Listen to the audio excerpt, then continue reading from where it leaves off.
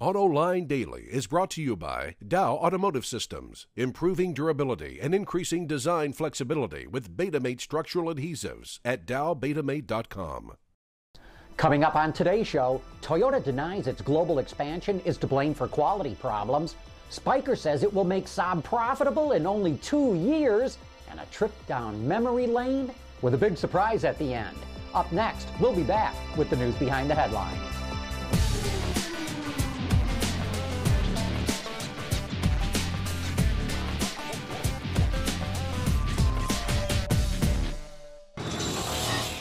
This is Autoline Daily for Tuesday, February 2, 2010, and now the news. Almost every automotive analyst in the world says the reason Toyota is running into so many quality problems is because of the massive expansion binge it went on in the last decade. They say Toyota stretched its resources too thin, but the AFP reports that a Toyota executive says it had nothing to do with the company's expansion. Of course, he did not offer any explanation of why Toyota is running into so many quality problems. And to me, Toyota is starting to sound more and more like the old Detroit. Ignore, deny, and delay. After a strong 2009, sales in Brazil took a nosedive in January. According to Reuters, sales fell 27% compared to December. Even still, sales are expected to rise 8% this year despite government tax breaks for car buyers that will expire in March, which helped fuel much of last year's sales. Hopefully things do turn around since it was one of the few markets in the world where automakers were able to make a profit. Spyker says it's going to make Saab profitable by 2012.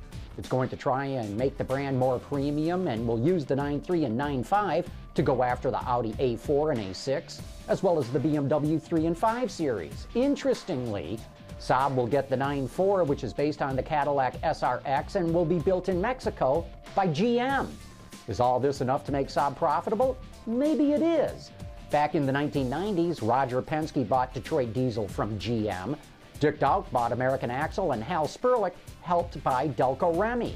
In less than a year, they took those money-losing operations from General Motors and made them profitable. And a key way they were able to do that is that those operations were suddenly freed up from GM's costly overhead burden.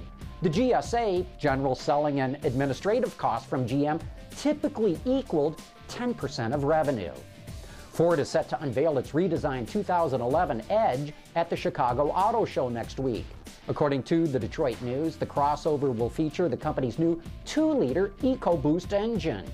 Currently, the Edge comes with a 3.5-liter 6 that puts out 265 horsepower.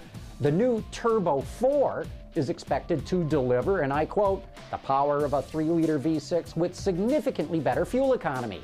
Well, right now Ford's 3-liter engine puts out 240 horsepower, so we'd guess the EcoBoost will deliver at least that much. Mitsubishi says it's not going to lease batteries for its iMiev electric vehicle when it comes to the U.S. in 2011. According to Wards, the lithium-ion battery will be included in the price for the car. The company doesn't want to lease it separately because it's worried about the residual value of a battery-less car, and it's skeptical of the market for one. The vehicle is on sale right now in Japan for about $51,000, but the company would like to sell it for less in the U.S. Of course, who wouldn't? But this approach is different from Nissan, which will lease the batteries for the Leaf. I guess you could say batteries not included. And speaking of batteries, lithium is going to be a hot commodity for electric cars this decade. The Windsor Star reports that a mining company in Montreal has staked a claim to some 13,000 acres of private land in western Quebec. But property owners are angry that prospectors are drilling under their land, and bulldozers are tearing up the ground without them being notified. Turns out those landowners only own the surface rights to their land, and others can dig there for minerals.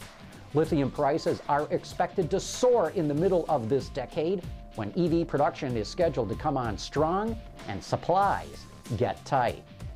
Coming up next, we're going to take a a nostalgic trip into the past, but a trip with a big surprise at the end.